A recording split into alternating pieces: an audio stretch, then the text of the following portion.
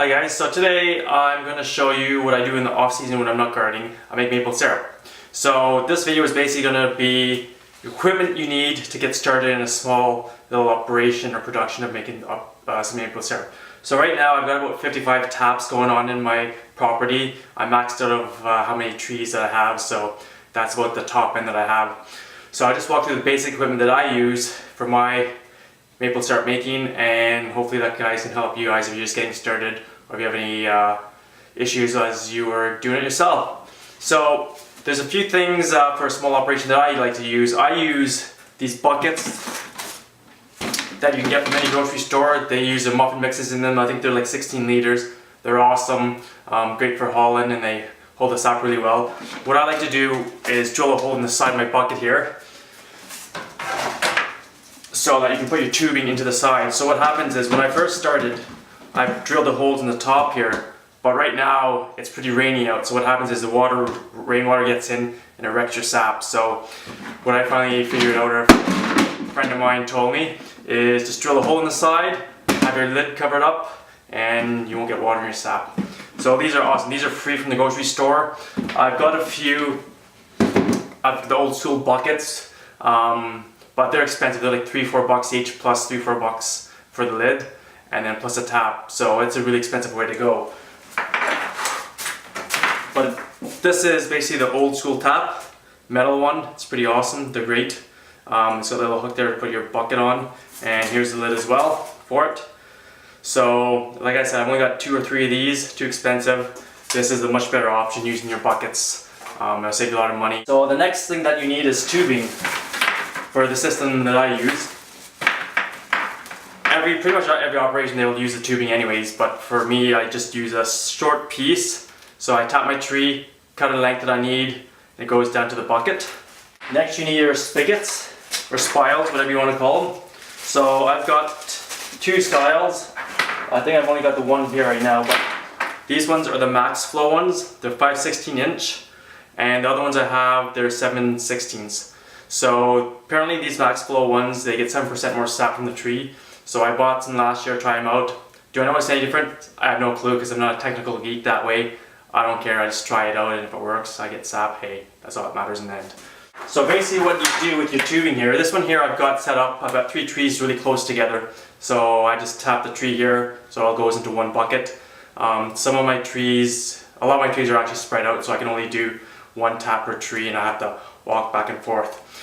So if you have 5 or 6 trees close together, it's great to do a line system like this. And they're pretty easy to hook up. You can buy tools to make it easier to push them in, but that's an extra probably, you know, $50 for that tool, and I'm trying to do everything on the cheap. So basically all you do is take your spile here, you put it into your hose here, and you push it in, you're good to go.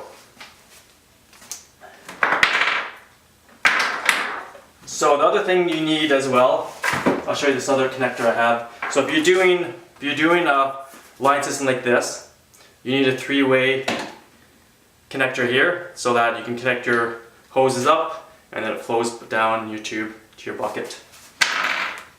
And as well, like I said, if you're hooking your bucket up to the hose here, you just want to do 7/16 drill bit, drill a hole here just a little bigger than the tubing. The tubing's about 7/16, and then you just stick it inside through, and your sap flows into your.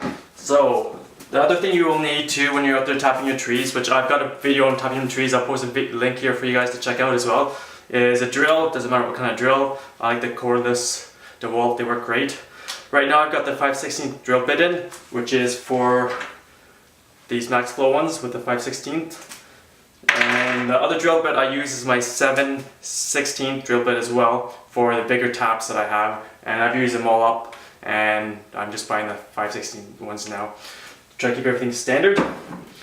So those are basically the main things that you need to get started for tapping your trees, setting it up, getting your buckets ready. And then what I like to do is when I'm collecting sap, I've got a bunch of these extra buckets too that I'll walk around my property, collect the sap, walk it down to where my evaporator system is, and then dump them in, and then go collect more during the day. And the sap as well, depending on how many trees you have connected, like the one tree I have, I've got like 5 or 6 taps in a line with different trees, and I'll fill a bucket up like this within half a day when the sap's running really quickly. So it's good that you check quite often. Sometimes I'm checking twice a day, depending on the temperatures. So as well, great tip if you guys don't know about the sap when it runs. Usually starts here for us end of February and then goes till about mid-April or so. And you need the temperatures to be above 0 in the day and below 0 at night. And that's in Celsius, so I'm in Canada. I think 0 for Americans, it's 32 Fahrenheit. So if it's above 32 in the day, it's going to run, and if it's below 32 at night, it's going to freeze up and help the trees get going. And another thing you will need too while you're up the top of your trees is a hammer. So you need the hammer here so you can tap your spiles into the tree. One thing that I learned my first year is I tapped them really hard, so they went in super far into the tree. And then what I was noticing was that the sap was oozing out around the spigot here, and so I was losing more sap down the tree than into my bucket. And so I asked at the maple supply store, and what they were telling me was they're tapped, they're meant to be tapped in lightly, not hard. So what had happened was around the tree bark where I tapped it in, it actually split a bit. So it expanded more than it needed to, and the sap was running out because I split the tree and the bark. So if you're putting these in, be gentle with them. You don't want to put them in too far. As well, when you take them out in the springtime, after the sap is done running, if they're in too far, it's going to be really hard to get them out. And if they're not in as hard, they'll be super easy to pull out. Big tip that I learned while I was doing this.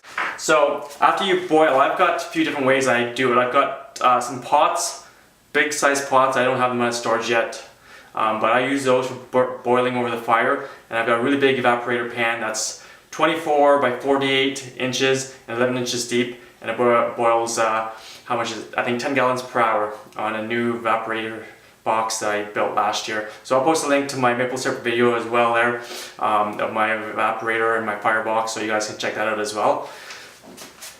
So for finishing your maple syrup, after you've boiled it down, it's down to the right consistency. A few different things you need inside. I've got these paper filters here that I like to strain everything first as it comes off my evaporator, so it gets out the soot and whatever tree branches or whatever's fallen into it. Where I boil, I'm not inside, I'm outdoors, I don't have a proper sugar shack, so I'm open to the elements and stuff falls down like the tree or leaves or whatever. So this is a great thing to use. I also have a juice bag. I don't have the stand here right now, but what I will do, I'll set this into the juice bag stand. I'll put this in, and with a bucket that I have outside, or the other pot, I will strain everything through here so it gets most of the stuff out, and bring it indoors and finish inside. So once you're boiling inside, a few things that are really important to have is, I call it Brix meter, but it's a hydrometer, and it measures the sugar content. I broke mine last year, so it's on order, so it should be here tomorrow. So I'm excited about that, have that back. And thermometer as well. So your syrup needs to be 104 degrees Celsius, and then about a 60, I think it's a 60 Brix or 66. I'd have to double check that. It's been a while since, well, obviously last year since I've done it, so I always have to refresh my memory. So I use this in the hydrometer in conjunction to make sure that I'm at the right levels. If you boil your sap too far, then it starts getting sugar crystals into it, and then it's basically turns into sugar and hardens. So once everything is boiled down to the correct temperature and sugar content, what you need is a felt or filter as well here. And so I do the same thing with this. I'll set it into my juice bag here, and I like to put 3 or 4 of the paper filters in here as well, because what happens is it'll preserve your cone filter a bit longer. I've read that these are good for about 100 liters, and I'm pretty close to that, or maybe almost over that. But I'm going to try it out this year, try to get another 50 liters through it, see how it works. They're pretty cheap. I think it was like 18 bucks, so it's well worth investment for it. And what it does, it basically just filters out all the fine sediments that's in the sap. So in your trees, you have some sediments that come through the tree, and like sand, I think it is. And so you're just trying to filter that out, so you have very little grains and sediments left in your syrup when you're done. So I like to do this, 3 or 4 paper filters first, then this, and then it goes into my bowl. And I find too, having this, it helps even get more sediments out before it goes through this to preserve this guy quite well. Oh, one thing I forgot to mention too, before I filter it, I've got a little, I don't even know what this is called, just a little holder. So what you do, you fill this up with your syrup, hot syrup, and this is where you put your hydrometer. So once it floats up to the line, on your hydrometer, then your syrup's ready. So I'm always checking this constantly until I get it to the right consistency. And when it's the right consistency, then I pull it off and strain it. And a few things that you need to bottle up. I've got 3 different size bottles this year. I've got 500 milliliter plastic one, 1 liter plastic one. I used to use all plastic last year, and they're great if I have to ship them out to friends that want maple syrup. It's great because then you don't have to worry about the glass breaking in the mail. So I got a few of these this year. But this year, I went with more glass bottles. I got a 500 ml and a 1 liter. These are great because then you can actually see your syrup. You can see the colors, if it's like light, medium, dark. So people can see, a lot of people like different styles of syrup. So it's great to have this, they can see what color it is. And these all come with safety lids too, so you just pop the lid on, screw it on. And the other thing I use is mason jars as well. So the mason jars I keep for myself, for my home use, so I don't have to spend money on these jars, because these jars are about $1.25 each, plus I think they're 25 cents for the lids, so you're looking close to $1.75 or so by the time you're all said and done for these. I think that's pretty much it for how I do my maple syrup setup and the basic materials you need for it. I hope you guys found this helpful. So please subscribe to my channel, give me a thumbs up, and share around to anybody that you know that's just starting to maple syrup and want to learn how to make it and equipment. And as I said, I'll be posting some videos throughout this video so you guys can check out my different maple syrup making, the typing of trees, and all that fun stuff. So have fun making syrup, guys.